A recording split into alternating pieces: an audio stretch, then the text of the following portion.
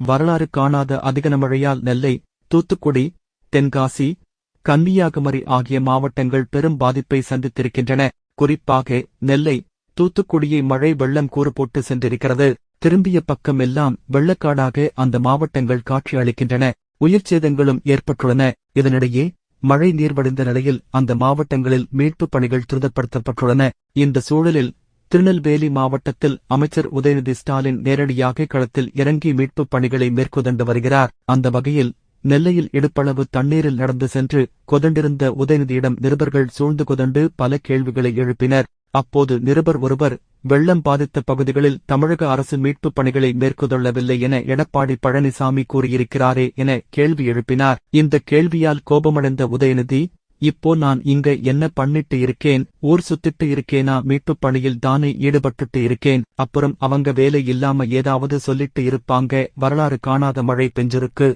பெரிய அளவில பாதிப்புகள் நடந்திருக்கு, அமைச்சர்கள் எல்லோருமே களத்துல இறங்கி வேலை பார்த்துட்டு இருக்கும் என கூறினார்.